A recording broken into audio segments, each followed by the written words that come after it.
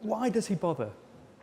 That's the question I found myself asking about the deeply admired German painter Gerhard Richter in this exhibition of his portraits.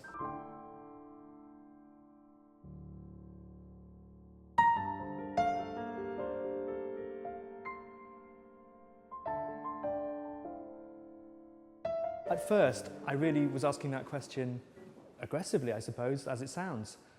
Why is this guy bothering? Because there's painting after painting here, made in the most meticulous way, while at the same time denying emotion, denying passion. Of course, by the end of the exhibition, I think you start to realise that that's what he wants you to ask, that's what he wants you to wonder.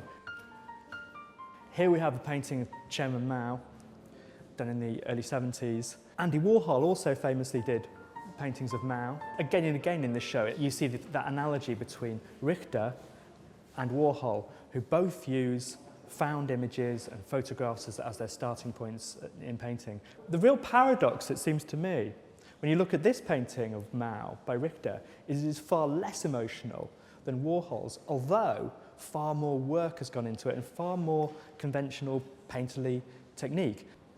A photograph is a record of an instant. It's an ephemeral, rapid record of fleeting life. This is clearly based on a photograph like that, and Richter captures the blur of the image as the people are moving.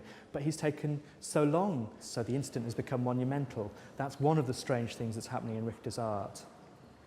The world becomes harder to see through photography for Richter, not easier to see. This is a painter in a photographic age. He seems to be almost tragically conscious of that plight. This is one of his most sort of best-loved paintings, I think. It's a painting of his daughter, Betty. If a lot of the time you wonder why he's in a portrait gallery at all, why these pictures of people glimpsed in photographs are portraits, you know, because they're not intimate. Here is a classic portrait. Here is an artist doing a painting of his daughter.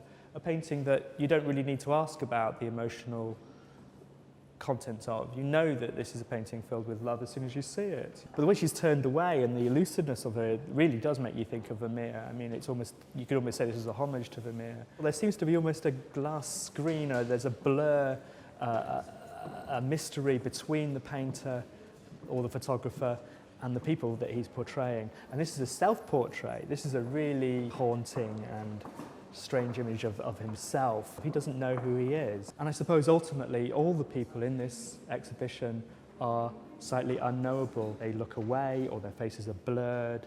We don't quite grasp them as people.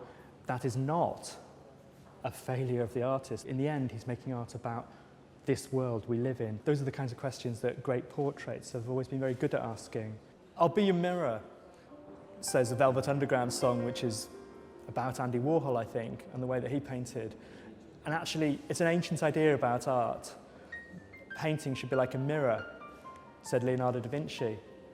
And the kind of very, very accurate and convincing representational qualities of Richter's art evoke that. And here, this exhibition ends with the ultimate joke about painting. He's just put a mirror in the gallery. You're looking at yourself. If painting is a mirror, then it's something which should scare us and haunt us and make us lose our bearings, which is what Richter tries to do.